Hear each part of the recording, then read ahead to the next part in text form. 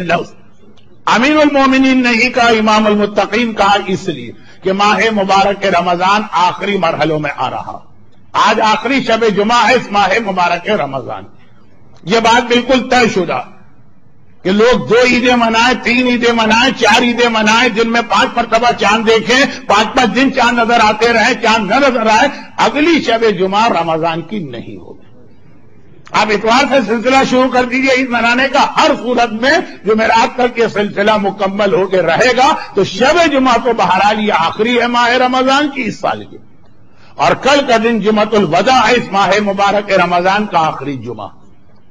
शरीयत की टर्मिनोलॉजी में कल जो मैं मजलिस पढ़ूंगा वो जुमे की मजलिस नहीं होगी, वो सैटरडे की मजलिस होगी। तो आखिरी शब जुमा, और हमें एक मरतबा फिर गौर करना, अभी अभी जो दुआएं आप सुन रहे थे, फमिनल आन फर्जा भी, खुदाबंदा अगर अब तक राजी नहीं हुआ, फर्जा अन्नी अब राजी हो जाए इसी लम्हे, ये आखिरी शब जुमा।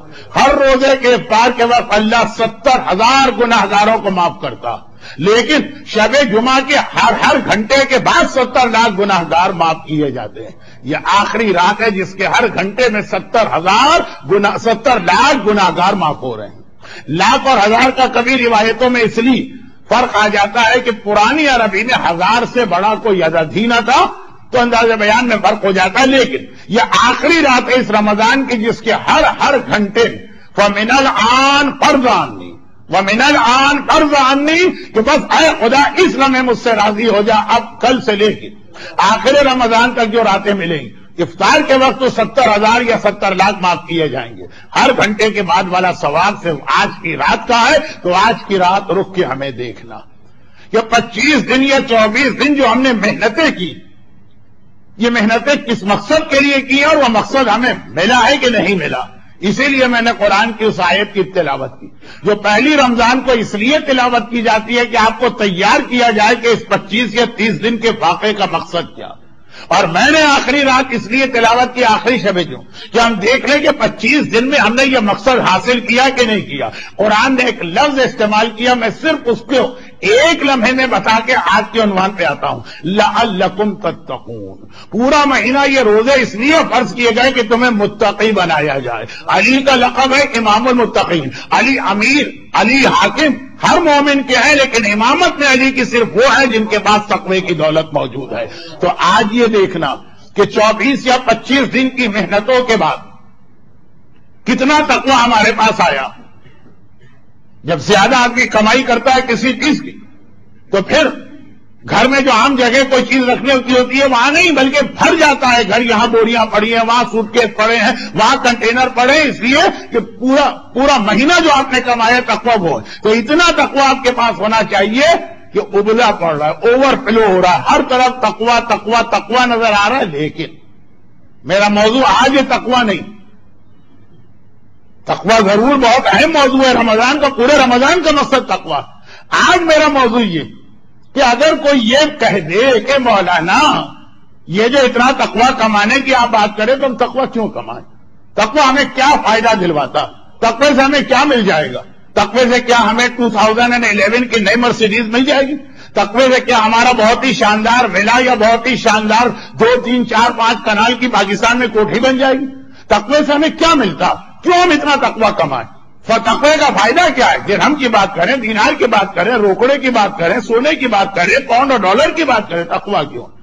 नहजुल बलागा का आखिर पार्ट 3 पार्ट 2 लेटर नंबर 47 मौला का वो वसीयतनामा था जिसका 2 दफा रेफरेंस आ चुका। ये पार्ट 3 जिसके बारे में 3 दिन पहले मैंने रिक्वेस्ट की थी कि नहजुल बलागा को हमेशा उल्टा पढ़िए, पहले पार्ट 3 फिर पार्ट 2 फिर पार्ट 1। और गालिबन इस फरमान का नंबर है 130 या 131। 130 के अंदर ये फरमान मौला सिफ़ीन के मैदान से वापस आ रहे हैं, कूफे की जानिब आ रहे हैं। कूफा अली का कैपिटल, जब सिफ़ीन गए थे तब भी कूफे से गए थे। और मैंने 4 दिन पहले या 5 दिन पहले की मजलिस में उस वक्त का एक वाकया पढ़ा, कूफे से निकलते ही रुक गए थे। नमाज पढ़ने वालों के 2 हिस्से कर दिए, ये नमाज पूरी पढ़ेंगे, वो नमाज कसर पढ़ेंगे। और नमाज के बाद भी लश्कर कह रहा है कि या अमीरुल मोमिनीन चले, और मौला कह रहे थे कि नहीं मैं किसी का इंतजार कर रहा हूं। वो 4 दिन पहले की बात थी जब सिफ़ीन के लिए जा रहे थे। اور آج کی تقریر میں ہے جب مولا صفین سے واپس آ رہے ہیں. یہ جانا اور آنا اس کو 13 مہینے لگے. صفین کی لڑائی 1 سال سے زیادہ چلی. 1 سال سے زیادہ رقہ کے اس میدان میں مولا کا لشکر ٹھہرا رہا جہاں اربعین کے موقع پہ بہت سے زائرین زیارت کے لیے جاتے ہیں. اب جب واپس آ رہے ہیں شہر کوفہ میں داخل ہونے والے، اور جیسے ہی شہر کوفہ میں داخل ہونے والے ہیں ہر شہر کی طرح کوفے میں ایک قبرستان ہے شہر کا، اور عموماً قبرستان شہر سے تھوڑا باہر بنائے جاتے ہیں. مولا کی نگاہ قبرستان پہ پڑ گئی. نہج البلاغہ پارٹ 3 فرمان نمبر 131. اور ایک مرتبہ مولا نے جیسے ہی قبروں کو دیکھا تو اس وقت مولا نے ایک بہت ہی مختصر 4 یا 5 لائن کا جملہ ارشاد فرمایا. وہ اس سوال کا جواب یہ ہے کہ رمضان میں اتنا تقوی کما کے ہم کریں کیا؟ یہ تقوی ہمارے کہاں کام آئے گا؟ اس تقوی سے ہم کون سی سپر مارکیٹ میں جا کے خریداری کر سکتے ہیں؟ اس تقوی سے ہم کون سی جائیداد بنا سکتے ہیں؟ کوئی بینیفٹ تو پتا چلے نا تقوی کا، پھر آدمی تقوی کمائے. بس نہج البلاغہ خطبہ نے فرمان نمبر 131 پارٹ 3. ایک بار میرے مولا نے قبرستان پہ نگاہ ڈالی. ویسے ہی آج کی رات شب جمعہ ہے جو موت کو یاد کرنے کی رات ہے. ہر سال میں اگر 52 شب جمعہ آتی ہے تو 52 شب جمعہ موت کو یاد کرنا. اور یہ تو مولا کی سیرت کا واقعہ چل رہا، تاریخیں بھی وہی، موضوع بھی میرا وہی. رمضان کا مقصد ہے تقوی، اور تقوی کے حوالے سے ذہن میں جو پہلا سوال آتا ہے اس کا جواب، یا اہل الدیار الموحشہ و یا اہل المحال المختفرہ و یا اہل القبور المسلمہ. اے وحشت زدہ گھروں کے رہنے والوں، آئے اکیلی زندگی گزارنے والوں، آئے ایسی قبروں میں سونے والوں جہاں سخت اندھیرا، یا اہل التربت و یا اہل الغربت و یا اہل الوحشت و یا اہل الوحدت. اے مٹی پہ زندگی گزارنے والوں. ایک منزل آتی ہے تکبر میں کہ آدمی قالین پہ بھی بیٹھنے کو تیار نہیں ہوتا. بہت اچھا قالین ہوگا لیکن پینٹ کی کریز تو کم از کم خراب کر دیتا. یا اہل التربہ، اور اب مٹی میں زندگی گزارنے والوں، و یا اہل الغربہ. بہت سے لوگ ایسے ہوتے ہیں شہر سے باہر کہیں نہیں لگتا. غربت یعنی غریب الوطن، مسافرت. اس سے بڑا سفر کیا ہوگا کہ برابر میں تمہارا گھر موجود ہے مگر اتنے قریب گھر ہو کہ تم سے بڑا مسافر کوئی نہیں. وَيَا أَهْلَ الْوَحْشَةِ وَيَا أَهْلَ الْوَحْدَةِ. بہت سے لوگ ایسے ہیں جن کا مزاج ایسا کہ دوستوں کے بغیر ان کو چین نہیں آتا جب تک کہ ہر رات کچھ گپ شپ نہ کریں. حتیٰ رمضان کی اتنی مقدس راتیں، حتیٰ شب قدر کی اتنی اہم راتیں، لیکن بس ایک مزاج بن جاتا ہے گپ شپ، ہوٹل بازی، ریسٹورانٹ، جوس سینٹر، یہ ساری چیزیں چلتی رہتی ہیں. اب بتاؤ اہل الوحدہ اکیلے رہ گئے ہو، تنہا رہ گئے ہو، ہے کوئی دوست، ہے کوئی ساتھی، ہے کوئی بات کرنے والا. وَيَا أَهْلَ الْوَحْشَةِ. ارے ایسی جگہ پہ رہنے والوں، ایک بار آدمی قبر میں جا کے گھر والوں سے کہے کہ اس کے اوپر تختے یا مٹی یا پتھر ڈال کے 2 منٹ کے لیے مجھے بند کر دے، پتہ چلیں گے قبر کسے کہتے ہیں. یا اہل الوحشہ. میرا مولا کہتا ہے لیکن جملوں کا مقصد یہ نہیں ہے کہ نعوذ باللہ ہم مرنے والے کا مذاق اڑا رہے. انتم لنا فرط سابق نحن لکم تبع اللہ. ہم تم دونوں ایک ہی سڑک پہ چلنے والے، ایک ہی منزل کے مسافر ہیں. تم ہم سے ذرا جلدی پہنچ گئے، ہم تمہارے پیچھے پیچھے وہی آ رہے ہیں. ہم بھی اسی غربت میں آئیں گے، ہم بھی اسی مٹی میں آئیں گے، ہم بھی اسی وحشت میں آئیں گے، ہم بھی اسی اندھیری قبر میں آئیں گے. ایک ہی منزل کے راہی ہے اور ایک ہی مقصد ہم دونوں کا. ایسا ہوتا ہے نا جیسے کراچی میں اکثر بارات چلی ہے، معلوم ہے 15 گاڑیاں ہیں، 2 گاڑیاں پہنچ گئی، 2 گاڑیاں نہیں پہنچ.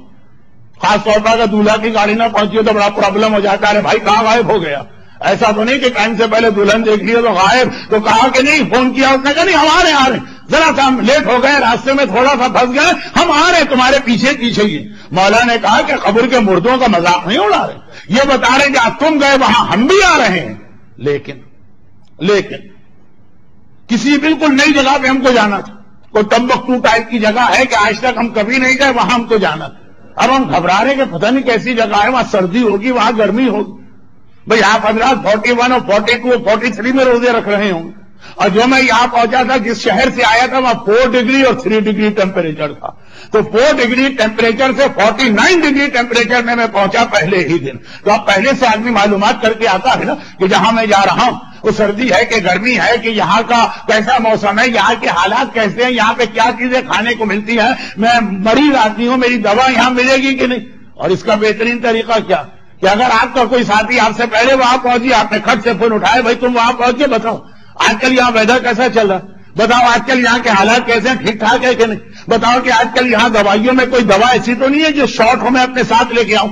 یہ طریقہ یہی مولا نے فرمایا. ایک مرتبہ مولا کہتے ہیں تم ہم سے پہلے پہنچ گئے، ہم تمہارے پیچھے پیچھے آ رہے ہیں. تو اب طریقہ یہ ہوتا کہ جو پہلے چلا گیا آپ بعد میں آ رہے ہیں، آپ اس سے پوچھتے ہیں بھائی جہاں گئے وہاں کے حالات کیا ہے، اور آپ اس کو بتاتے ہیں کہ بھائی تم جو چلے گئے نا تو تمہارے پیچھے کیا ہوا. امام نے کہا سنو یہ خطبے کا حصہ، امت دور فقط سوکے نہ، وہ جو تمہارے بڑے بڑے مکانات تھے، جو بڑے بڑے ولا تھے، جو بڑی بڑی کوٹیاں تھیں، جو ڈیفینس اور کنال کی اور 2,000 گز کی کوٹیاں تھیں، اب تم اس میں نہیں رہ گئے، تم اسی تنگ و تاریخ قبر میں. فقط قوسمت و تقسیم ہو چکا، کوئی حصہ کوئی لے گیا، کوئی حصہ کوئی لے گیا، کوئی حصہ کوئی لے گیا. والازواج فقط نوکحت، تمہاری بیویاں بھی دوسروں سے شادیاں کر کر کے تمہیں بھولتی جا رہی. وہ اما الاموال فقط قوسمت، اما دور فقط سوکینت، وہ اما الازواج فقط نوکحت، وہ اما الاموال فقط قوسمت. حرام کر کے، حق مار کے، جھوٹ بول کے، فراڈ کر کے، شریعت کا مذاق اڑا کے جو پیسہ جمع کیا تھا وہ نہیں رہا تمہارے پاس، پیسے سے مزہ دوسرے اٹھا رہے ہیں. مولا کی بھی شہادت کی تاریخیں ہیں، یہ خطبہ مولا کا ہے، درمیان ہی میں مولا کی ایک حدیث. ایک بار کسی نے امام سے پوچھا کہ مولا قیامت کے دن جب سارے انسان وہاں پہنچیں گے تو جیسا قرآن نے بھی کہا وہ یوم الحسرت ہوگا، اکثریت 99% اس دن اپنی غلطیوں کو یاد کر کے رو رہی ہوگی، دنیا کا ذکر کر رہی ہوگی کہ کاش ہم نے دنیا میں تھوڑی سی توجہ دے دی ہوتی، کاش تھوڑی سی نیکیاں لے کے آتے. پوچھا گیا مولا کیا غم کرنے والے، دنیا کو یاد کرنے والے، اپنی کوتاہیوں پر توجہ دینے والے سب برابر ہوں گے؟ کہا کہ نہیں. سب سے زیادہ افسوس دو گروہوں کو ہوگا، الطائفتان، سب سے زیادہ افسوس دو گروہ کریں گے. امل علماء والاغنیاء، صاحبان علم اور صاحبان دولت. صاحبان علم والا ٹکڑا میں اکثر دینی مدارس، حوزہ علمیہ ان تقریروں میں کرتا ہوں، یہاں وقت نہیں ہے اس لیے میں اس کو چھوڑ رہا ہوں، لیکن شاید دوسرے گروہ کے بیان سے آپ کی سمجھ میں آ بھی جائے گا. امام فرماتے ہیں وہ اما الاغنیاء صاحبان دولت، قیامت میں سب سے زیادہ ان کو افسوس ہوگا. کیوں؟ امام نے وضاحت کی، کہا اس لیے کہ ان کا نامہ اعمال کھولا. نہج البلاغہ کی مشہور حدیثوں میں سے ایک حدیث یہ بھی کہ میں نے کسی پیسے والے کو نہیں دیکھا اگر اس کے پاس دولت ہے تو کسی نہ کسی کا حق اس نے ضرور مارا. 99% یہ ہوتا ہے. خدیجہ طاہرہ کی اولاد میں ماں کی سیرت پہ چلنے والے تو بہت کم ہوتے ہیں. تو خیر 99% یہ ہے کہ دولت آئی ہے تو کسی کا حق مارا گیا. اب میدان قیامت میں پہنچے، نامہ اعمال کھولا، وہاں پہ ایک ایک درہم کے بارے میں اور ایک ایک روپے کے بارے میں سوال ہوگا کہ کیسے آیا، کس طرح جمع کیا گیا، کیسے کمایا گیا. بلکہ ایک بہت ہی مشہور حدیث ہے ہمارے چوتھے امام زین العابدین علیہ الصلوۃ والسلام، شیخ عباس قمی نے منازل الآخرہ، شیخ عباس قمی نے منازل الآخرہ میں پوری حدیث نقل کی کہ عام طور پہ شہرت یہ ہے کہ قبر میں جا کے منکر و نکیر، روایت کل آپ سن چکے ہیں کہ اگر متقی مومن ہے تو یہ اس کے لیے مبشر و بشیر بن کے آتے ہیں. یہ قبر میں 3-6 سوال کریں گے، تو بچوں کو مدرسے میں اور سنڈے اسکول میں یاد کرایا جاتا، ہر ایک کو پتا من ربوں کا، وما دینوں کا، ومن نبیوں کا، ومن اماموں کا، وما قبلتوں کا، وما کتابوں. اب جو اس سوال کے جواب میں فیل ہو گئے، ختم بات، یہیں سے عذاب شروع. اور جو پاس ہو گئے تو کہا اس کے بعد 3 سوال اور ہوتے ہیں. تو اب لام و اعلیٰ ڈائریکٹ امام کہیں کہ انڈائریکٹ کہیں، مطلب یہ کہ مومن سے یہ 3 سوال اور ہوں گے، کیونکہ ان 6 کے 6 کا جواب سوائے 12 امام شیعہ کے اور کوئی نہیں دے سکتا. 3 سوال اور ان 3 سوالوں میں 2 سوال مال کے بارے میں، جو ایکسٹرا 3 سوالوں میں ابھی نماز روزہ اتنا نہیں پوچھا جا رہا. یہ بتا دو کہ مال کمایا کیسے تھا، یہ بھی بتا دو کمانے کے بعد خرچ کیسے کیا تھا. یہ نہیں چلے گا کہ جی ہماری حلال کی کمائی، محنت کی کمائی، ہم جس طرح چاہے خرچ کریں. ارے یہ آپ نے اپنے بیٹے کی سالگرہ پہ 10,000 درہم خرچ کر دیا، مولانا حلال سے کمایا، کسی کا حق نہیں مارا، کو جھوٹ نہیں بولا، اس کے بعد ہماری مرضی جیسے خرچ کرے. نہیں، نہ مال کمانے میں آپ کی مرضی چلتی ہے، نہ مال خرچ کرنے میں آپ کی مرضی چلتی. تو اب میدان قیامت مجھے پوری ترتیب تقریر کی یاد.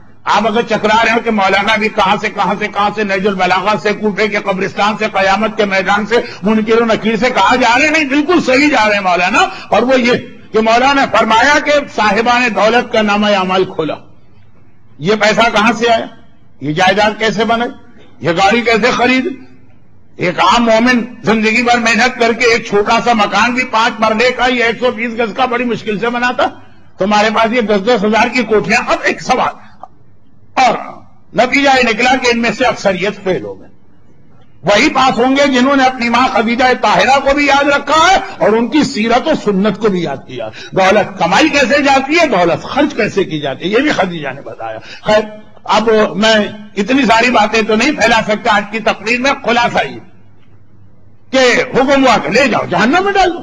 چلیں یہاں تک تو ان کو اتنا ہی افسوس ہے جتنا باقی لوگوں کو، شرابی بھی جہنم میں جا رہا اور جوا کھیلنے والا بھی جہنم میں جا رہا اور نماز قضا یہ بھی جا رہا ہے۔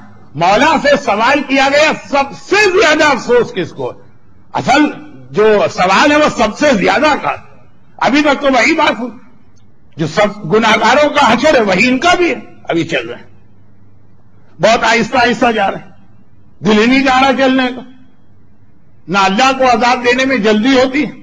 شب جمعہ کی ایک دعا ہے آج کی، اللہم من تعبا وتحیا واستعد لوفادۃ الی مخلوق، یہ ایک دعا ہے آج کی رات پڑھی جاتی، اس کا آخری ٹکڑا ہے کہ اے خدا میں گناہ کرتا اور میرے اوپر عذاب نہیں آتا تو میں ڈر جاتا ہوں، کیونکہ مجھے پتا ہے کہ تو عذاب دینے میں جلدی نہیں کرتا، جلدی تو وہ کرے جس سے دو میں سے کوئی ایک خوف، یا تو وہ ڈر رہا ہے کہ آج میرے پاس طاقت ہے پتہ نہیں کل طاقت رہے کہ نہ رہے، جو کرنا ہے آج ہی کرنا، اور تو ایسا قادر مطلق ہے کہ ہمیشہ سے قدرت ہے، ہمیشہ قدرت رہے گی، یا جلدی وہ کرتا ہے جسے ڈر ہو کہ گناہگار یا مجرم میرے قابو میں تو آ گیا، کہیں بھاگ نہ جائے، کہیں بچ نہ نکلے، اب جو آ گیا ہے تو چھوڑنا نہیں، تیرے قابو سے بچ کے تجھ سے بھاگ کے کوئی کہیں جا ہی نہیں سکتا، تو تجھے جلدی کس بات کی۔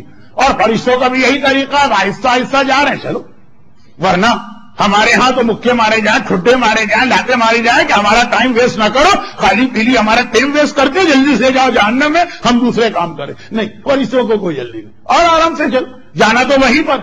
اب یہ جو آرام سے چل رہے ہیں تو تھوڑی دیر گزری، ان کے برابر سے کوئی لوگ بہت بھاگتے ہوئے گزرے، یہ آہستہ آہستہ چل رہے اور بھاگتے ہوئے جا رہے ہیں، نہ ان کو فرشتے جلدی کرائیں نہ ان کو فرشتے رکوائیں، انہوں نے مڑ کے دیکھا بھاگ کے کون جا رہا ہے، ہم اتنا آہستہ چل رہے ہیں کیونکہ جہنم سے ڈر رہے ہیں، تو ہر ایک کو آہستہ چلنا چاہیے، یہ کون لوگ ہیں جو بھاگے بھاگے جا رہے ہیں، دیکھا ارے یہ تو ہمارا بیٹا، یہ تو ہمارا بھتیجا، یہ تو ہماری بہن، یہ تو ہماری ماں، یہ تو ہماری بیوی، خالی عورتیں نہیں ہیں اور مرد بھی ہیں، لیکن ڈبل رشتہ کیا بتاؤں، ٹائم ہی نہیں ہے، تو غرض یہ تو سارے ہمارے خاندان والے، اور تم بھاگے بھاگے کیوں جا رہے ہو، کہ اللہ نے ہم کو جنت دے دی، دل چاہتا ہے جتنے جلدی جنت میں پہنچ جاؤ اتنا اچھا، اس لیے ہم بھاگ رہے ہیں، یہ سمجھ میں آتا ہے، جنت والا بھاگ کے جائے گا، جہنم والا بہت آہستہ آہستہ چلے گا، دنیا میں الٹا ہوتا، جہنم والے بھاگتے ہیں، جنت والے آہستہ آہستہ جاتے ہیں، آخرت میں الٹا ہوتا۔ خیر میں کچھ کہہ جاتا ہوں اور آپ نہیں سمجھے تو اچھا ہوتا ہے، خلاصہ یہ ہے کہ بہت تیزی سے، اچھا جو دیکھا پہچان لیا، اس لیے حیرت کہا کہ اور کوئی جنت والے ہمارے قریب سے بھاگ کے جاتے تو ہم کو ان پہ توجہ دینے کی ضرورت ہی نہیں تھی، تم تو ہمارے نکلے، اب ہم کو حیرت ہے ہمارے نکلے یعنی ہمارے ساتھ رہنے والے، ہمارے گھر میں رہنے والے، ہمارے خاندان کا حصہ، ہم جہنم میں جا رہے، تم کو جنت کس بات پہ مل گئی؟ ان کا ایک جواب کہا ہمیں جنت اپنی کسی بات پہ نہیں ملی، ہمیں جنت آپ کی وجہ سے ملی۔ گھبرا کے کہا ہماری وجہ سے؟ اگر ہم کسی کو جنت دلوا سکتے تو پہلے اپنے لیے جنت خریدتے؟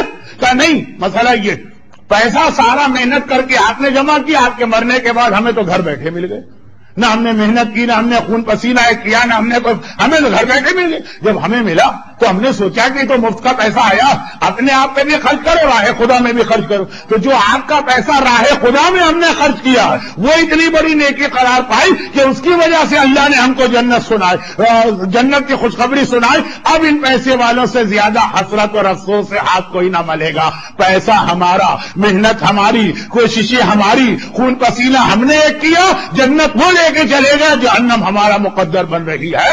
تو مولا فرما رہے اما الاموال فقط قسمت، اے قبر میں سونے والوں تمہیں تو پتہ بھی نہیں ہوگا کہ جو دنیا میں چیزیں تم چھوڑ کے گئے ان کا کیا ہوا۔ ان کا ہوا یہ ہے کہ گھر میں دوسرے رہنے لگے، پیسہ دوسرے مزے لینے لگے، بیویوں کی توجہ بھی کہیں اور ہو گئی۔ اور اس کے بعد مولا نے وہ جملہ کہا جس کے لیے میں نے نہج البلاغہ کا فرمان نمبر 131 آپ کے سامنے کوٹ کیا۔ مولا نے کہا ھذا خبر ما عندنا، اے ہم سے پہلے وہاں جانے والے، یہ تو وہ خبر تھی جو ہمارے پاس تھی اس دنیا کی، اب تم بتاؤ جہاں تم گئے ہو وہاں تمہارے پاس کیا خبر ہے؟ پھر مولا روکا، موڑا پورا علی کا لشکر جرا اور کہا کہ اگر ان کی آواز تم سننے کے قابل ہوتے تو یہ سب میرا یہ سوال سن کے ایک ہی جملہ کہہ رہے ہیں، ہمارے پاس یہ خبر ہے کہ قبر کے لیے خیر الزاد التقوی، اس قبر میں آؤ تو تقوی لے کر آنا، یہاں تقوی سے بہتر اور کوئی دولت نہیں، تقوی سے زیادہ کام آنے والی کوئی چیز نہیں۔ تو اب سلسلہ کیا چلا؟ مولانا اتنا تقوی لے کے کریں گے کیا؟ پورا ماہ رمضان تقوی کما رہے ہیں، ہر سال رمضان میں تقوی مل رہا، جو میرا موضوع چل رہا، تو اب اتنا تقوی یہ کام کہاں آئے گا؟ کون سی سپر مارکیٹ میں چلتا، کون سے ریئل اسٹیٹ میں یہ تقوی چلتا، کون سا یہ کریڈٹ کارڈ استعمال ہوتا ہے؟ مولا نے نہج البلاغہ میں ارشاد فرمایا تقوی یہ وہ کریڈٹ کارڈ ہے جو قبر میں چلا کرتا ہے، تقوی یہ وہ دولت ہے جو قبر کی سپر مارکیٹ میں کام آتی ہے، وہاں بھی آپ کو ہر سہولت ملے گی، ایک کنڈیشن چاہیے قبر میں لگ جائے گا، گارنٹی میں دیتا ہوں مولا کے فرمان پر، میں ورنہ تو میں خود اپنی قبر کے لیے آپ سے زیادہ پریشان ہوں، کیا چاہیے تمہیں قبر میں بھی تمہارے مرسیڈیز آ جائے گی، اتنی سی قبر میں اتنی بڑی مرسیڈیز، جی ہاں آ جائے گی، قبر میں تمہارے لیے عورت ہے، ہر قسم کا زیور مل جائے گا، بس دنیا والا حساب ہے کہ پیمنٹ کرو، اور وہاں کا پیمنٹ درہم نہیں ہے، دینار نہیں ہے، ڈالر نہیں ہے، پاؤنڈ نہیں ہے، سونا نہیں ہے، مولا نے کہا کہ بہترین دولت جو وہاں پہ کام آتی ہے وہ تقوی ہے، یہ قرآن کی آیت ہے نا، خیر زاد تقوی، اور اس میں ایک چیز اور یاد رکھیں، 25 دن آپ نے بڑی محنتیں کی، 25 دن آپ نے روزے رکھے، آپ کے چہرے بھوک اور پیاس کی وجہ سے اتر گئے، آپ میں سے بعض کے وزن اگر افطار پارٹی کی وجہ سے بڑھ گئے تو بہتوں کے وزن کم بھی ہو گئے روزوں کی وجہ سے، شب قدر کی 3 راتیں جاگنے کے آثار آپ کے چہرے پہ نظر آ رہے، بڑا تقوی آپ نے کمایا، مگر تقوی کی ایک خاصیت بتائی گئی، اور وہ خاصیت بھی اسی نہج البلاغہ میں زرار کی زبانی آئی ہے جو آپ اکثر علماء سے سنتے ہیں، لیکن بہت ہی مختصر چند جملوں کی تکرار۔ ماہ رمضان، مولا کی شہادت کی تاریخ بے شک گزر گئی، مولا کا بیان ابھی چل رہا، اور رمضان کا بھی بیان چل رہا، اور شب جمعہ کا بھی بیان چل رہا، اور آخر اس ساری چیزیں میں نے ایک ہی موضوع میں جمع کر دی ہیں، نہج البلاغہ مولا کے خطبات ہیں نا، مگر ایک خطبہ علی کا نہیں، علی کے صحابی زرار کا، دشمن اہل بیت نے پوچھ لیا زرار تمہارا مولا کیسا؟ مولا نہیں بتا رہے، زرار بتا رہے نہج البلاغہ کا حصہ بنایا، اور بہت ہی مشہور روایت، تو نے میرے مولا کے بارے میں سنا، لقد رأيته في الليل وهو قائم في محرابه قابض على لحيته يتململ تململ السليم ويبكي بكاء الحزين ويقول من قلة الزاد وطول السفر وبعد الطريق وخشونة المسجد وعظيم المورد۔ میں نے دیکھا رات کا اندھیرا چھا گیا، ستارے نکل آئے، سارا دن میرے مولا نے خلافت کے کاموں کو نمٹایا، لوگ بستر پہ جا کے سو گئے، میرا مولا محراب عبادت میں آ کے کھڑا ہو گئے، قابض علی لحیتہ، اپنے ریش مبارک کو اپنے ہاتھوں میں تھاما، اور بار بار یتململ تململ السلیم، اس طرح سے تڑپ رہے ہیں جس طرح سانپ کسی کو کاٹ لے تو سانپ کا کاٹا تڑپا کرتا، وہ یبکی بکاء الحزین، اس طرح رو رہے جس طرح وہ ماں روتی ہے جس کا جوان بیٹا مر جائے۔ مولانا آپ قبر کے سانپ اور بچھو تو بہت ڈراتے، مولا اس دنیا میں اس طرح تڑپ تڑپ کے رو رہے جیسے سانپ کا کاٹا تڑپا کرتا، رو رہے جیسے غمزدہ اور حزین روتا، اور رو کے کہہ رہے آہ علی کے پاس سامان بہت کم ہے، قلت الزاد، نہج البلاغہ جا کے نہج البلاغہ کے تیسرے حصے میں پڑھیے، قلت الزاد، سامان بہت کم ہے، سفر بہت لمبا، دیکھیے جتنا لمبا سفر ہے اتنا زیادہ سامان چاہیے ہوتا ہے، بعد الطریق، طول الطریق و بعد السفر، راستہ بہت لمبا ہے، سفر بہت دور کا ہے، بہت دور جانا ہے، بہت دور، وخشونۃ المسجد، اور یہ سفر بھی کسی A380 بوئنگ کے فرسٹ کلاس کے کیبن کے اندر نہیں ہو رہا ہے کہ ہاتھ سے جا رہا ہے کہ ہاں 14 گھنٹے کی فلائٹ تو ہے لیکن شاور بھی لگا ہوا، لیکن بیڈ بھی ہے، لیکن ہر فرد نہیں، خشونۃ المسجد، انتہائی تنگ و تاریخ قبر کی کوٹھی میں سے یہ سفر طے کرنا ہے، وہ عظیم المورد، سفر ختم ہوا، بہت لمبا سفر تھا، بہت دور کا تھا، ہم بہت تھک گئے، لیکن سفر ختم ہوا، معلوم ہوا اپنے گھر پہنچ گئے، بیٹا بھی آیا استقبال کو، بھائی بھی آیا، گھر والے بھی آئے، گھر میں لے کے گئے، کھات سے بیٹھے، نہیں، یہ سفر جب ختم ہوا عظیم المورد تو وہاں ختم ہوا جہاں جبار و قہار خدا کے سامنے حساب و کتاب دینا، وہ خدا جس کو یاد کر کے صحیفہ کاملہ میں، دیکھیں یہی 2 کتابیں تو ایسی جن کا ریفرنس میں بڑے اطمینان کے ساتھ دے سکتا ہوں، ورنہ کسی بھی کتاب کا حوالہ دوں گا، کس کی ہے کتاب؟ روایت کس کی ہے؟ راوی کون ہے؟ ضعیف ہے، معتبر ہے، کمزور ہے، جھوٹی ہے، قرآن سے ٹکرا رہی، لیکن نہج البلاغہ اور صحیفہ کاملہ، صحیفہ کاملہ الہی عاملنی بفضل کا ولا تو عاملنی بعدل۔ اے خدا چوتھا امام، جب میں تیرے سامنے قیامت میں پہنچوں گا تو عدل سے میرا حساب کتاب نہ کرنا ورنہ سب مارے جائیں گے، اپنے فضل و رحمت سے کرنا۔ یہ امام اپنے لیے تو نہیں کہہ رہے، جو معصوم ابن معصوم ابن معصوم ابن معصوم، جو تمام ملائکہ کے سردار، جو قسیم جنت و نار ہے، یہ ہمارے اور آپ کے ذہن کو جھنجھوڑ رہے۔ تو اب میری تقریر کے تسلسل کو، سیکوینس کو یاد رکھیے۔ رمضان، شب قدر، جمعۃ الوداع، آخری رات اتنا تقویٰ لے کے کیا کریں گے؟ کہاں کام آئے گا؟ قبر میں کام آئے گا۔ مگر یہ مت سمجھیے گا کہ بہت تقویٰ کما لیا۔ علی جیسا فرما رہا ہے میرے پاس سامان بہت کم ہے اور بہت عظیم، بہت لمبا سفر کر کے جب باروں کا حال کے سامنے جانا، کون علی کہہ رہا جس کی نمازوں کی یہ حالت کہ حالت نماز میں پاؤں سے تیر کھینچے تو پتہ نہ چلے، جس کی زکات کی یہ حالت کہ حالت رکوع میں انگوٹھی زکات دے آیا ولایت نازل ہو جائے، جس کے جہاد کی یہ حالت کہ ایک مرتبہ جبرائیل کو کہنا پڑے لا فتح الا علی لا سیف الا ذوالفقار، ارے جس کے ایک عمل کی یہ حالت کہ ضربت علی یوم الخندق افضل من عبادت الثقلین، ایک دن کا عمل، ایک گھنٹے کا عمل نہیں، ایک سیکنڈ کا عمل ثقلین کی عبادت سے بڑھ جائے، وہ ساری زندگی کے اعمال علی کے کیا ہوں گے؟ وہ علی یہ کہہ رہے تقویٰ اعمال علی کے سامنے ان کی کیا حیثیت ہے؟ وہ علی یہ کہہ رہے کس کے لیے؟ اپنے لیے، ہمیں اور آپ کو یاد دلا۔ ایک رمضان کی عبادت، ایک سال کی عبادت، ایک حج کی عبادت، تکبر نہ آنے پائے، غرور نہ آنے پائے۔ ابھی آج کا موضوع نہیں، صرف اتنا بتا دو کہ دو ٹی ایک جگہ پہ جمع نہیں ہو سکتے، یا دو ٹی ایک جگہ پہ جمع نہیں ہو سکتے۔ جہاں تقویٰ ہے وہاں تکبر نہیں ہے، جہاں تکبر ہے وہاں تقویٰ نہیں ہے۔ لیکن علی یہ بتا رہے، پوچھا گیا مولا متقی کی پہچان کیا؟ بہت سارے اس کے جواب علی نے دیے اس موقع پہ۔ متقی کی پہچان میرا مولا کہہ رہا، متقی کی ایک ہی پہچان، بڑے سے بڑے نیکی کے عمل کو بہت چھوٹا سمجھے گا، میں نے کچھ بھی نہیں کیا۔ ما عبدنا کا حق کا عبادت، ایک علی کہہ رہے اے خدا میں نے تیری عبادت کا حق ہی ادا نہیں کیا۔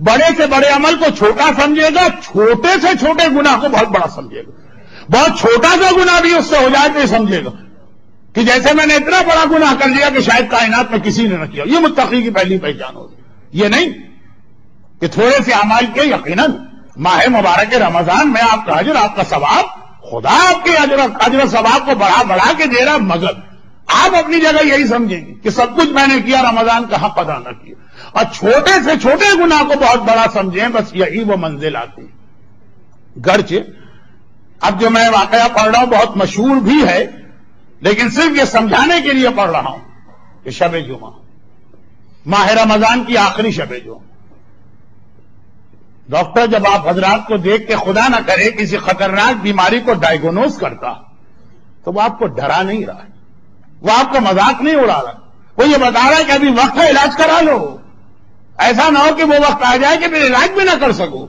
یہ جو روایتیں معصومین ارشاد فرماتے ہیں وہ اسی لیے، ابھی سانس چل رہی، ابھی ملک الموت نہیں آیا، ابھی تم اپنے ہر گناہ کو معاف کرا سکتے، اور ماہ مبارک رمضان میں ابھی پھر بھی 4 یا 5 دن باقی ہیں، فمن الآن فرض انی، ابھی بھی اللہ کو راضی کر سکتے ہو۔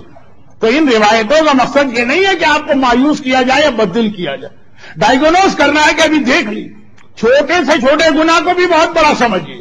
اور یاد رکھیے سعد ابن معاذ کا وہ واقعہ، اس واقعے کے ساتھ ایک تو پرابلم یہ ہے کہ بہت مشہور ہے لیکن بیان کرنا بھی ضروری، اس سے بڑا پرابلم یہ ہے کہ یہ واقعے کا جو مقصد ہے، لیڈیز اس سے جو ہے نا اس کو ایکسپلائٹ کرنے کے لیے استعمال کرتے ہیں۔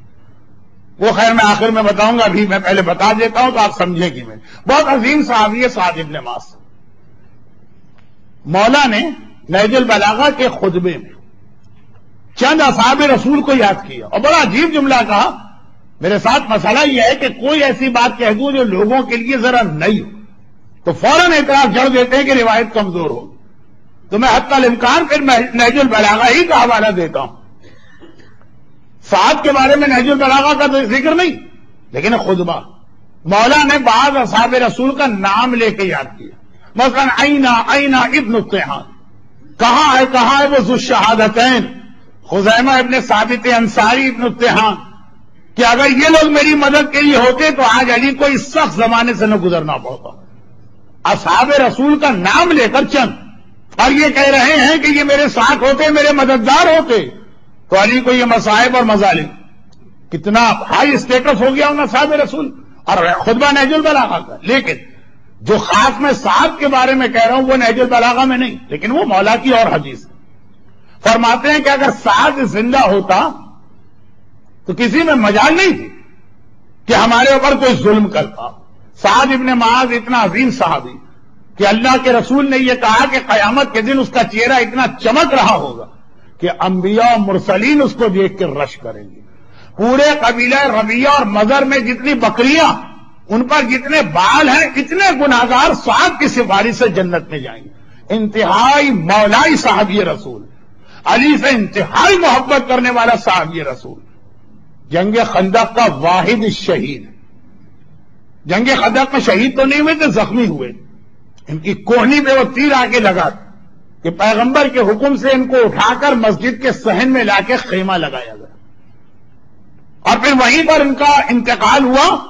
تو میدان جنگ کے زخمی ہیں جو مدینے میں آ کے شہید ہوئے. اور خندق میں صرف ایک شہادت مسلمانوں کی جانب سے ہوئی. ساتھ اب یہ دو جملے کیونکہ واقعہ بہت مشہور ہے، میں جلدی جلدی پڑھ رہا ہوں.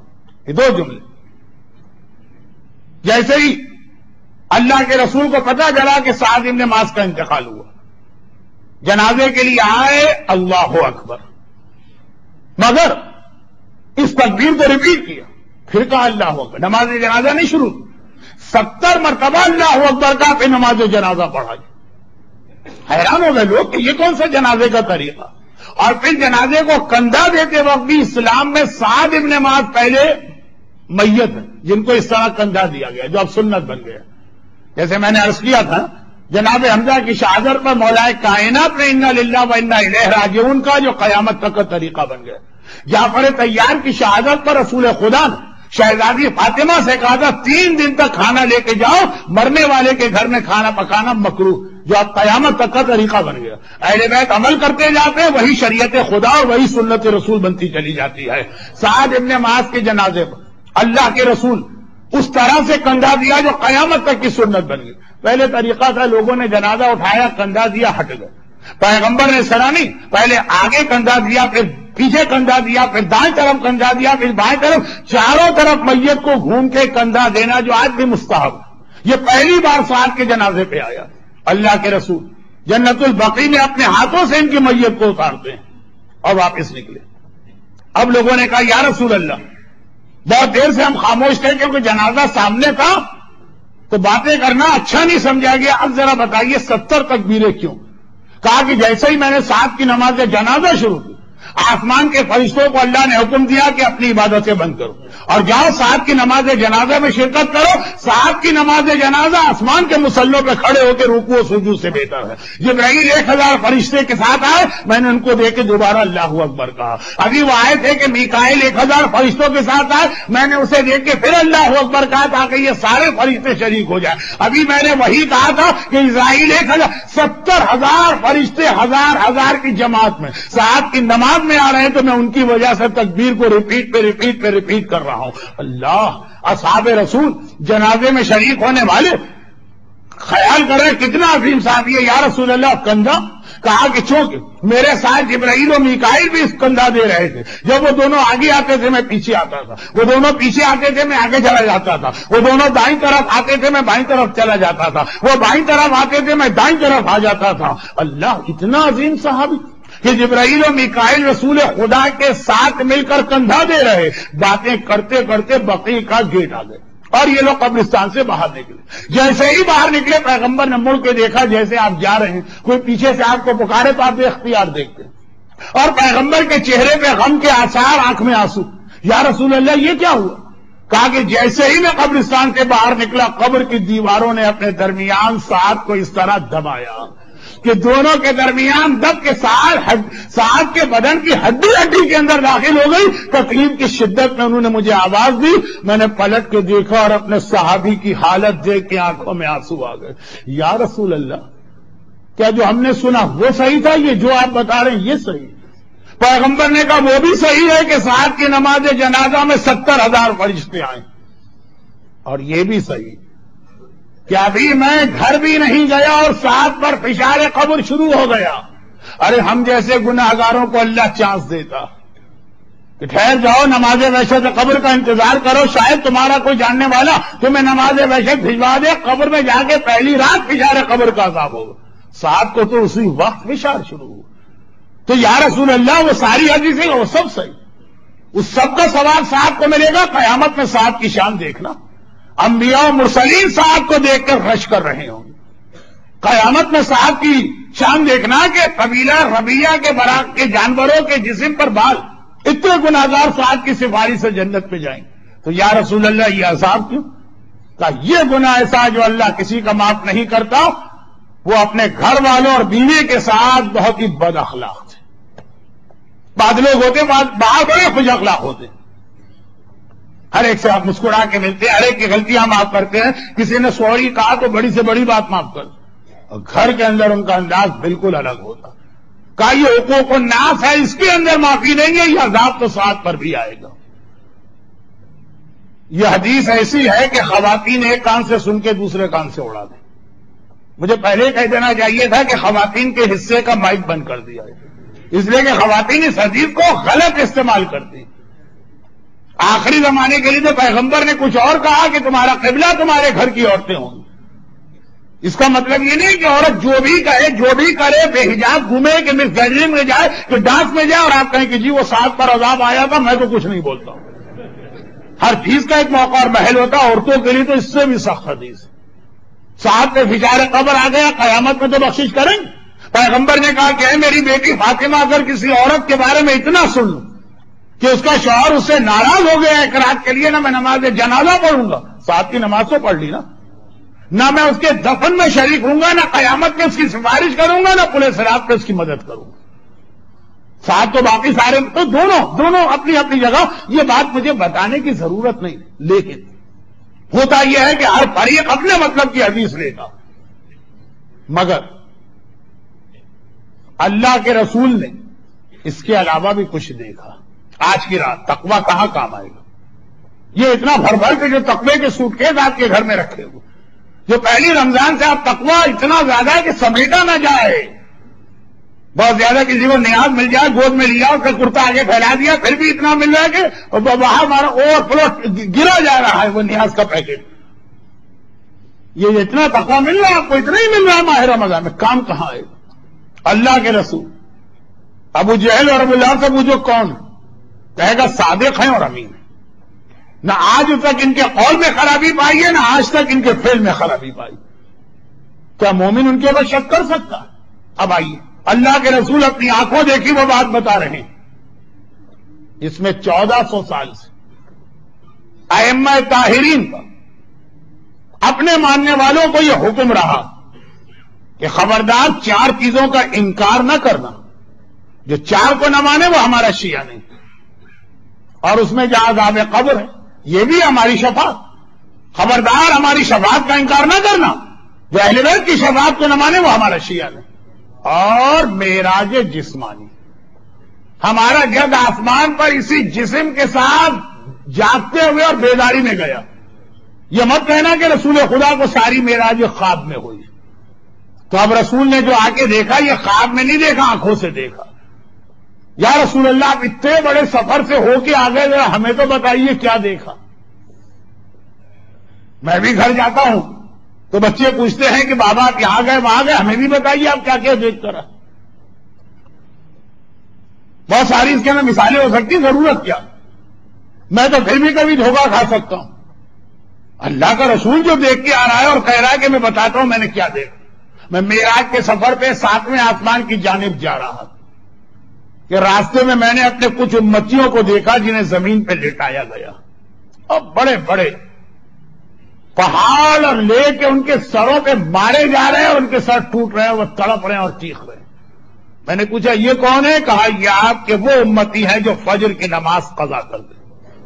فجر کی نماز خالی رمضان میں واجب نہیں، فار یور کائنڈ انفارمیشن، یعنی بعض لوگوں کے لیے کہ فجر کی نماز پورے 12 مہینے کے لیے واجب ہے، خالی رمضان میں نہیں ہے۔ وہ رمضان میں روزے ہیں، یا ایھا آمنوا کتب علیکم الصیام.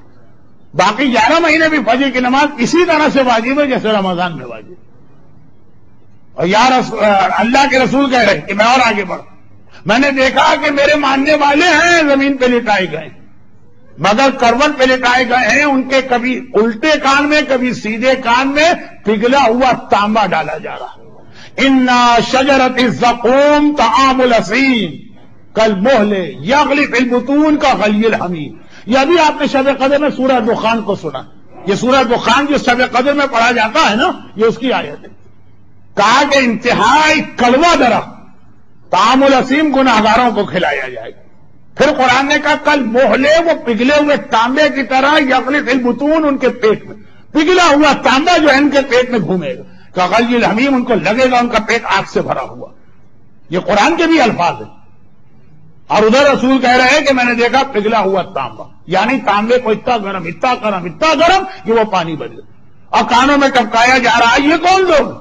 یا رسول اللہ یہ آپ کے وہ امتی ہیں جو زندگی بھر خینا اور گانا سنتے ہیں. اللہ کے رسول کہتے ہیں میں اور آگے بڑھا. جبرائیل نے بھی کبھی رسول کی ابو جہل نے بھی کبھی رسول کی سچائی پہ شک نہیں کیا. ابو لہب نے بھی کبھی رسول کی سچائی پہ شک نہیں کیا. اللہ کے رسول کہتے ہیں میں آگے بڑھا. میں نے دیکھا کچھ مرد اور عورتیں ہیں جنہیں آگ کے کمروں میں کھڑا کیا جا رہا اور وہ آگ بالکل اتنے چھوٹے چھوٹے کمرے ہیں جسے انگریزی میں شاید سیل یا چیمبر کہیں. سامنے کی بھی آگ کی دیوار ہے پیچھے بھی آگ کی دیوار بالکل بدن سے ٹکرا رہی ہے. پورا بدن ان کا آگ میں جل رہا ہے کہ یہ کون لوگ؟ یہ آپ کے وہ امتی ہیں کہ جو حجاب نہیں کرتی تھی جس بدن کو نامحرم کے سامنے پیش کرتی تھی.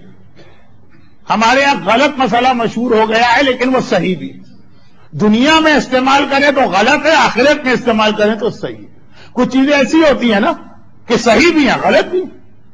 مولا کے نہج البلاغہ کے خطبہ نہیں پارٹ 3 کے فرمان کا خلاصہ 3 چیزیں ہیں. مردوں میں آ جائے تو بدترین ہے عورتوں میں آ جائے تو بہترین. وہی 3 چیزیں. کہا بزدلی کہا کہ کنجوسی یہ اور کہا بد اخلاقی. مردوں میں آ جائے تو بدترین ہے وہ مرد عورتوں میں آ جائے تو بہترین ہے وہ عورت. مگر خاص اس کا مولا نے وضاحت کی نا وہیں پہ وضاحت کر دی وہیں پہ. میرے پاس وہ وقت بھی نہیں ہے. بہت مشہور حدیث ہے آپ نے سنی بھی ہوگی. لیکن بات یہ کہہ رہا تھا وہی چیز دنیا میں جو آپ نے مسئلہ سنا غلط ہے آخرت میں صحیح. کہیں کہیں پہ ہمارے یہاں یہ مشہور ہے کہ اگر کوئی چیز نجس ہو جائے تو آگ سے بھی چیزیں پاک ہو جاتی. دیکھیں نجس چیز پانی سے پاک ہوتی نجس چیز مٹی زمین سے پاک ہوتی نجس چیز کچھ سورج سے پاک ہوتی. آگ سے کوئی چیز پاک نہیں ہوتی سوائے اس کے کہ وہ انگور کے رس کو 2/3 آگ پر جڑائے لیکن خود آگ پاک نہیں کرتی. سالن میں فلاں چیز گر گئی سالن پک گیا مولانا. ہاں پک گیا تو پکنے دیں وہ نجس کا نجس. روٹی میں کوئی چیز گر گئی آٹے میں وہ پک گئی نجس. لیکن یہی آگ قیامت میں پاک کرنے والی ہے اس عورت کو جس کا جسم نجس ہو گیا نامحرم کی نگاہوں سے. جسم خالی پیشاب اور خون اور ان چیزوں سے نجس نہیں ہوتا ہے. جو نامحرم کے سامنے اپنے آپ کو پیش کر رہی ہے اس کا جسم ان نگاہوں کی وجہ سے نجس. اور یہ نجاست پانی سے پاک نہیں ہونے والی. یہ یا دنیا میں توبہ سے پاک ہوگی توبہ کر لو پاک اور یا پھر آخرت میں جنت پہ جانے سے پہلے اسے آگ سے پاک کیا جائے گا. وہ رسول نے دیکھا. لیکن اصحاب رسول بھی بڑے معرفت والے بھی ہیں. ایسا نہیں ہے کہ آپ سمجھے وہ ہر بات سن کے پیغمبر کے احترام میں خاموش رہتے. نہیں یا رسول اللہ آپ نے کہا میں نے مردوں اور عورتوں کو دیکھا تو حجاب تو عورتوں کا مسئلہ تو مرد کیوں آگ میں جل رہے؟ کہا یہ وہ مرد ہے جن کے گھر کی عورتیں بے حجاب نکلتی تھی اور یہ خوش تھے یہ راضی تھے. ابھی میری مجلس کے بعد زیارت وارثہ لعن اللہ امتن قتلت ولعن اللہ امتن ظلمت ولعن اللہ امتن سمعت بذلک فرضیت دے. کہا یہ مرد پر بھی حجاب ہے چلے ان معنوں میں نہ صحیح لیکن یہاں جو بتایا گیا جن کے گھر کی عورتیں بے حجاب نکل رہی وہ راضی ہیں تو وہی عذاب آیا. اور جو مجبور کرتے ہیں ہمارے پاس تو ایسے بھی واقعات آتے ہیں کہ بچی جب سے بالغ ہوئی ہے بلکہ 6 سال سے لے کے شادی تک اس کا ایک بال کسی نامحرم نے نہ دیکھا. اتنی حجاب والی شادی کے بعد شوہر نے کہا بے حجاب بننا پڑے گا ورنہ طلاق. اللہ کا رسول ابو جہل اور ابو لہب جس کی سچائی پہ شک نہ کرے، یہ مومن تو شک کر ہی نہیں سکتا۔ اور پھر اللہ کے رسول نے کہا کہ میں یہ دیکھ کے حیران ہو گیا کہ یہ جتنے میں نے گناہگار دیکھے، یہ ایک گروہ ایک گروہ ایک گروہ ایک گروہ، یہ اور اس کے آگے اور گروہ تھے، 23 گناہگار رسول نے دیکھے، میرے پاس کو وقت ہی نہیں۔ بعض مومنین اپنی گھڑیاں دکھا بھی رہے تو میں دیکھ بھی رہا ہوں اور میں خود بھی سمجھ رہا ہوں۔ آپ کے ہاتھ میں چھوٹی گھڑی ہے، میرے سامنے گھڑا لگا ہوا ہے، میں محسوس بھی کر رہا ہوں۔ بس آج آخری یہ شب جمعہ چھٹی کی رات ہے، اس کے بعد 2 تقریب۔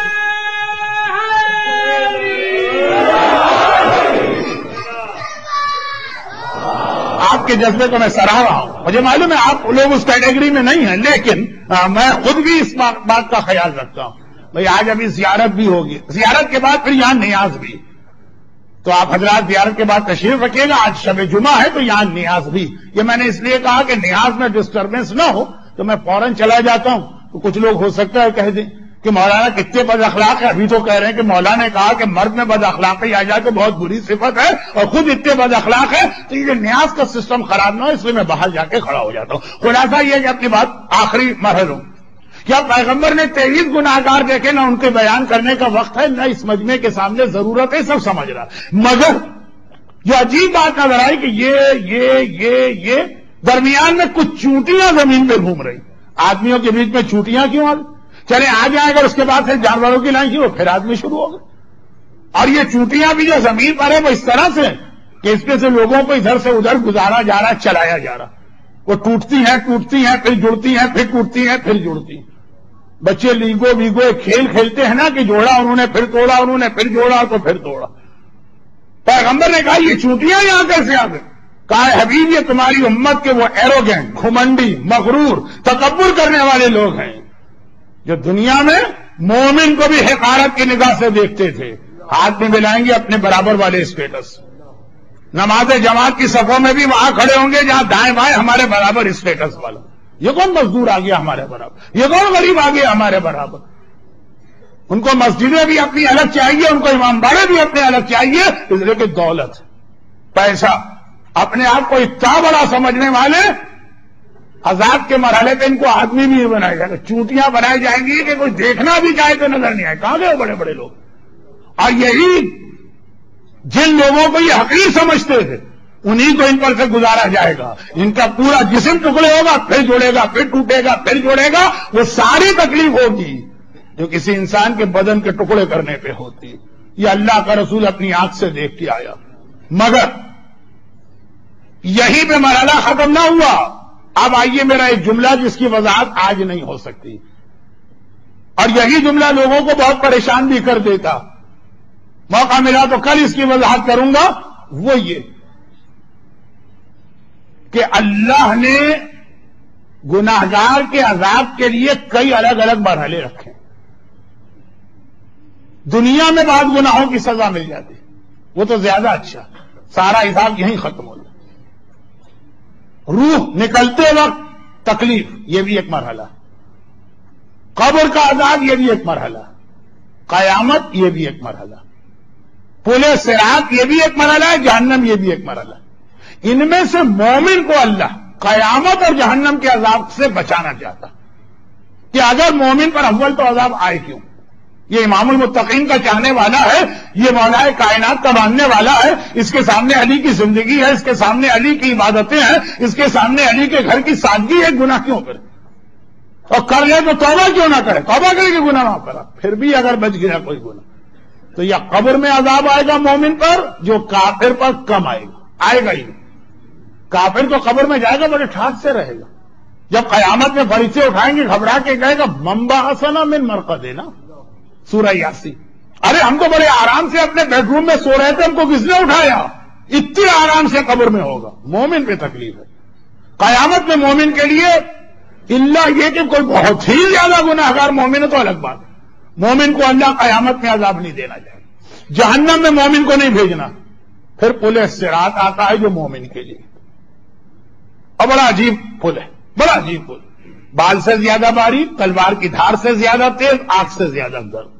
روایت یہ ہے کہ یہ جو قرآن کی آیت ہے سورہ امام حسین کی، ان ربک لبالمرصاد، یہ سورہ امام حسین کیوں ہے یہ بھی مجھے بتانا ہے، لیکن آج نہیں، اب کل یا پرسوں 2 ہی تقریریں، اور یہ میں ابھی سے کہہ دیتا ہوں کہ 2 تقریریں 45 منٹ کی ہی ہوں گی۔ یہ آج شب جمعہ تھی اور آخری شب جمعہ تھی اور موضوع آج ہی مکمل کرنا تھا، اور بالکل میں آخر کے مرحلے پہ آ گیا ہوں۔ لیکن یہ جو آیت ہے کہ تمہارا رب تمہارا انتظار کر رہا ہے۔ ایک آدمی نے کسی کا حق مار لیا، مظلوم بیچارہ قبرستان کے دروازے پہ بیٹھ، یہاں کیوں آئے؟ کہا اس نے حق مارا تو جاؤ اس کے گھر پہ، کہ وہاں کہا جاؤ، پتہ نہیں کہا، یہاں تو اس کو آنا ہی آنا ہے نا، یہ ہوگا مرحلہ پکڑے جانے کا۔ پورے صراط پہ اللہ بیٹھا، یہ اللہ مرصاد پر بیٹھا۔ یہ سورہ امام حسین کی آیت، امام نے کہا اس سے مراد پورے صراط، جو خاص ہمارے شیعوں کے لیے۔ اچھا ایک جملے میں کہہ دوں ورنہ آپ کنفیوز رہیں گے، قیامت کا عذاب سب کے سامنے ملتا، اللہ اول تو مومن پہ عذاب لانا ہی نہیں چاہتا، اگر مجبوری میں لانا پڑے تو دوسروں کے سامنے ذلیل نہ ہونے پا۔ جو آل محمد کے ماننے والے نہیں ہیں ان کو خوشی کا موقع نہ ملے، یزید یہ نہ کہے کہ دیکھو ہم تو حسین کو نہیں مانتے تھے، ہم پر تو اس لیے عذاب آ رہا، تم پہ کیوں آ رہا؟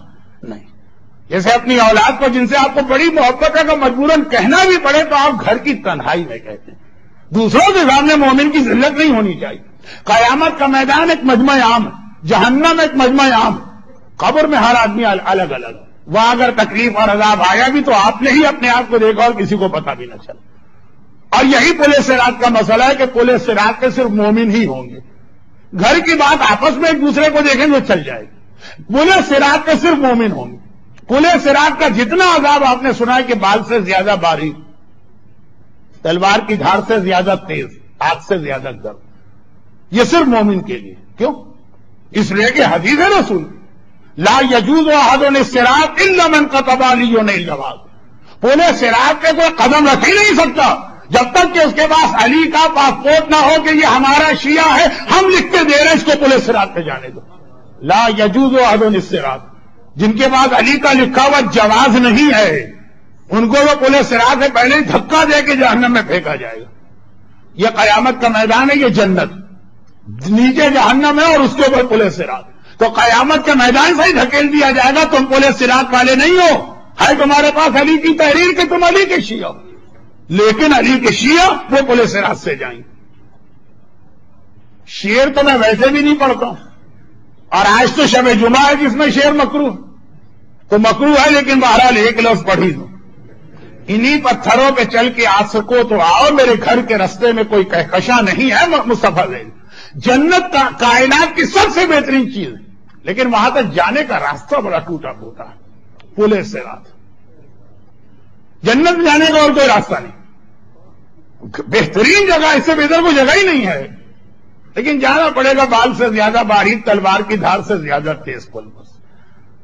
وَإِن كَانَ وَارِدُهَا إِلَّا حَتْمًا مَقْضِيًّا، سورہ مریم، ہر ایک کو یہاں سے گزرنا، جو علی والا نہیں ہے پورے صراط کا قدم رکھتے پھسلا نیچے گئے، وہ گیا جانے رب کو مت دیکھیے، اب دیکھیں اپنے آپ کو، اب پورے صراط پہ صرف ہم لوگ بچے، پورے صراط کے بالکل آخر میں جہاں جنت کا دروازہ نظر آ رہا، اسے کہا گیا تھا کہ مولانا یہ ٹاپک مجھے دیا بھی گیا تھا کہ آپ ذرا موت و قبر میں پڑے گا، جنت کے دروازے تک پہنچائیے گا، چاہے اس کے آگے نہ لے جائیں، اور دیکھیے وہیں پر میں جنت کے دروازے پر ہی آپ کو پہنچا رہا ہوں، میں کیا پہنچا رہا ہوں، مولا کی محبت آپ کو لے کے جائے گی، لیکن جنت کا دروازہ نظر آ رہا۔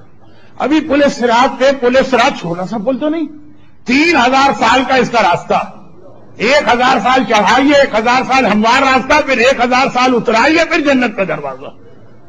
اب آپ نے 3000 سال میں 2000 سال 11 دن اور 11 مہینے اور 29 دن پل صراط پہ کسی طرح سے سمجھتے، سہارا لیتے، یا علی یا علی یا علی کہتے ہوئے قدم بڑھایا، پورا پل صراط کراس کر لیا، وہ جنت کا دروازہ سامنے۔ امام نے کہا یہ ہے مرصاد، یہاں پہ رب بیٹھا ہوا انتظار کر رہا۔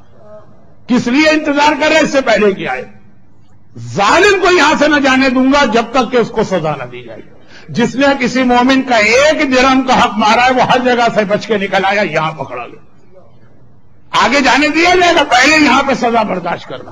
یہاں نماز کا سوال نہیں ہے، یہاں روزے کا سوال نہیں ہے، یہاں خمس کا سوال بھی نہیں ہے، یہاں پہ سوال ہے جس نے کسی مومن کی غیبت کی، کسی مومن کا حق مارا، کسی مومن پہ تہمت لگائی ہے، کسی مومن کا مال دبا لیا، کیسی جگہ جا کے پھنسے کہ سامنے جنت کا دروازہ. کچھ جملے بھی ہیں جو اتنی سنجیدہ گفتگو میں شاید آپ کو اچھے نہ لگے، مگر روایت کے جملے. دیکھ لیا رضوان جنت ہے کہ علی والا آ رہا ہو تو دروازہ کھل کے کھڑا، ہم پھٹکتا وہی روک لیا گیا.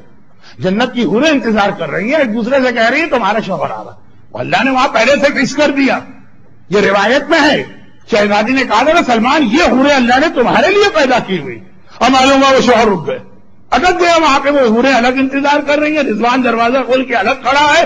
جنت کی خوشبو بھی آنے لگی، جنت کا باغ بھی نظر آنے لگا، وہ محل بھی نظر آ رہا جس پر لکھا ہے صادق حسین پیلس مثلا، وہ سامنے نظر آ رہا، بورڈ بھی نظر آ رہا. اب یہاں رک گئے. امام نے فرمایا کہ سب سے مشکل مرحلہ میرے ساتھ کا ہوگا. اس لیے ہوگا کہ بالکل سامنے جنت، جنت کا محل، تمہارے گھر کی خدمت کرنے والی حوریں، اور ان سب سے بڑھ کر یہ کہ وہ درخت نظر آ رہا جس کے نیچے آل محمد بیٹھے ہوئے.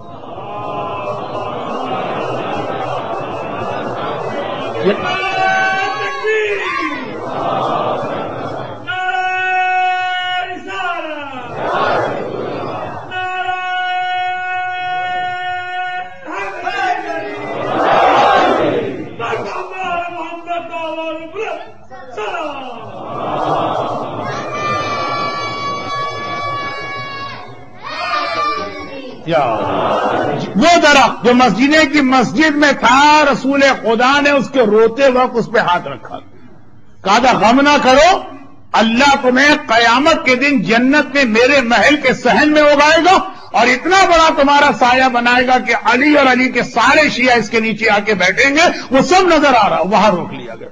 وہ کیوں روکا گیا تھا؟ فلاں مومن کے 20 درہم تو نے کھا لیے.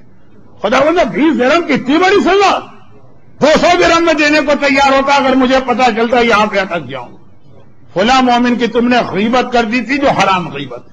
غیبت کی 2 قسمیں، کبھی جائز غیبت بھی ہوتی ہے لیکن بہرحال معلومات اور مسئلے کے بغیر عمل نہ کر. سورہ امام حسین میں انا ربک لبالمرصاد سے پہلے والی 3 آیتیں پڑھیے گا. کہا یہ جگہ خاص ظالموں کے لیے، پل صراط پہ قدم ہی رکھا علی والوں، اور ان میں سے جنہوں نے ایک دوسرے پہ ظلم کیا ہے، حقوق الناس، وہ یہاں پکڑے جائیں. اسے علی کی محبت ہے جو آپ کو نجات دلائے گی، مگر اندازہ اس بات سے کریں کہ دربار ابن زیاد میں مسلم آخری وصیت یہ کرتے ہیں کہ میرے اوپر تھوڑا سا قرضہ، یہ میری ڈھال بیچ کر میرا قرضہ ادا کر دینا.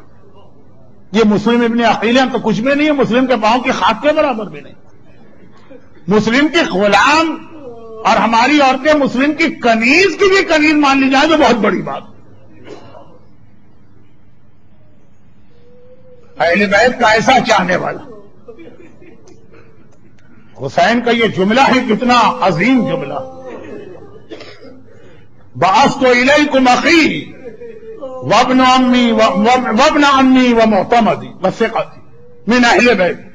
اے کوفے والوں، میں نے تمہاری جانب اپنے بھائی کو بھیجا، میں نے تمہاری جانب اپنے چچا کے بیٹے کو بھیجا، میں نے اسے بھیجا جس پر میرا پورا اعتماد ہے، جو اہل بیت میں میری نگاہ میں سب سے زیادہ قابل بھروسہ میں سے ایک ہے. فضائل مسلم بزبان حسین ابن علی، وہ مسلم جو شہید ہونے جا رہا ہو، لیکن اتنا احساس ہے کہ تھوڑا سا قرضہ میرے اوپر ہے، وہ میری گردن پہ نہ رہے. یہ قرضہ مسلم کو جان بوجھ کر آمدن نعوذ باللہ کسی مومن کا حق مارنے کے لیے اس کو نہیں روک رہے. ابن زیاد نے گرفتار کیا ہے، ہاتھوں میں ہتھکڑی ڈال کے بلایا، مگر اتنا احساس ہے جنت کے دروازے کے قریب. اب صرف ایک جملہ اور کہہ دوں اور مسائل پر تو میں آ ہی گیا ہوں. مگر اے آل محمد کے چاہنے والوں، یہ سب سن کے بھی اتنا پریشان نہ ہونا. اگر محبت اہل بیت اور ولایت علی تمہارے سینے میں ہے تو وہ قبر والی روایت جو کل کی مجلس کے شروع میں 5 منٹ کی پڑھ کے آگے بڑھوں گا، بیڑا پار ہے. مگر یہ خیال رکھنا کہ اس انداز سے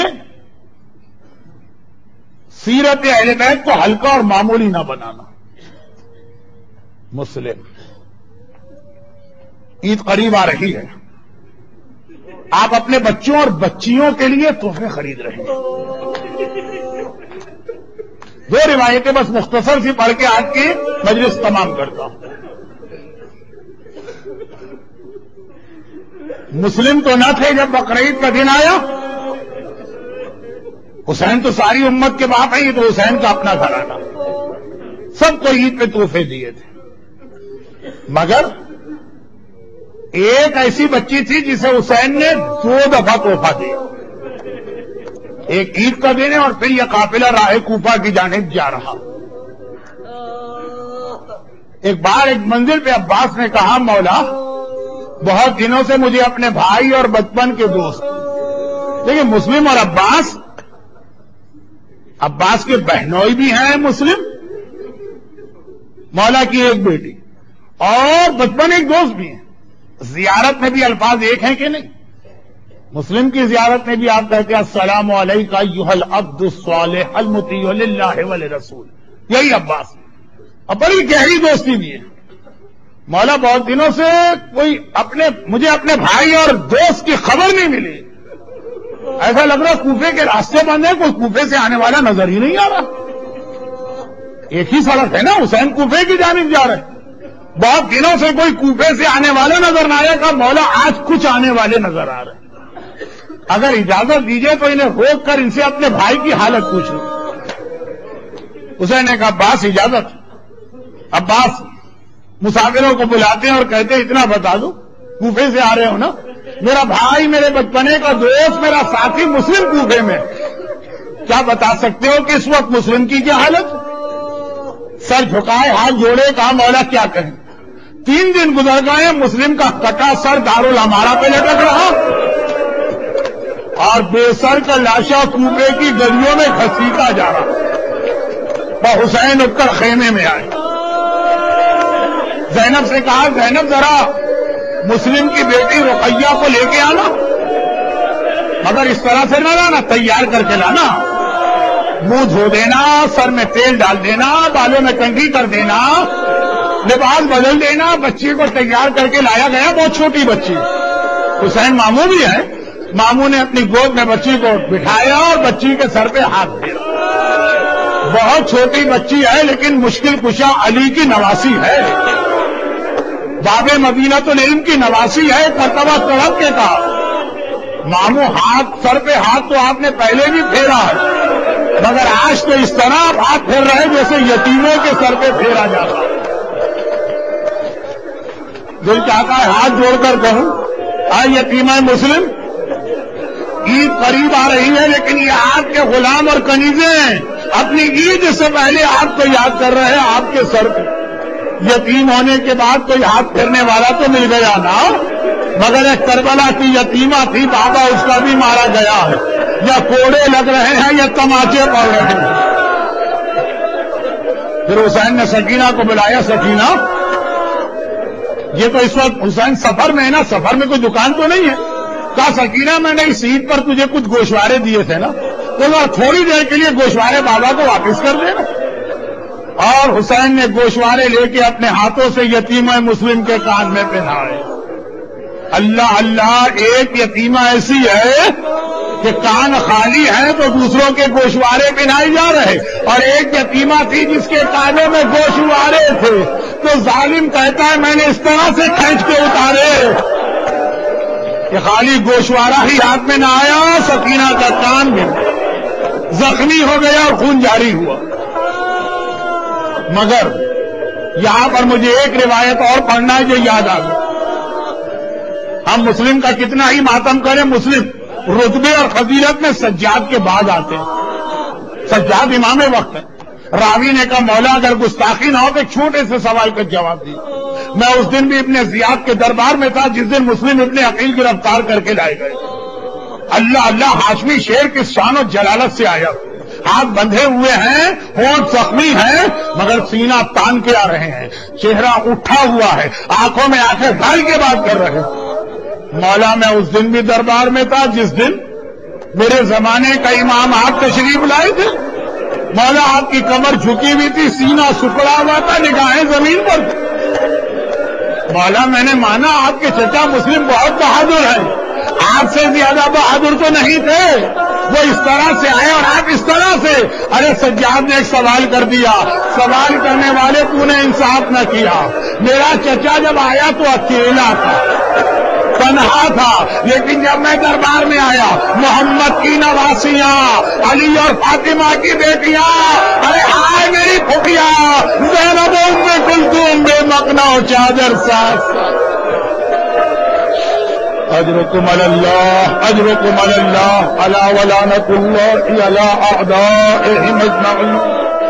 پروردگارا تجھے خاندان اہل بیت خصوصاً میرے مظلوم آقا سجاد کے ان مسائل کا واسطہ، تجھے باب الحوائج عباس اور عباس کے باب الحوائج بھائی مسلم کا واسطہ، آج کی مجلس میں جو مومنین اور مومنات ہیں دنیا اور آخرت کی ہر پریشانی سے محفوظ فرما، ان کی دعائیں قبول فرما، غم حسین کے سوا انہیں کوئی غم نہ عطا فرما، ہر ایک کو کربلا، نجف، کوفہ اور روضہ مسلم ابن عقیل کی زیارت کی توفیق عطا فرما، اور ان مظالم کے انتقام کے لیے ظہور امام میں تعجیل فرما۔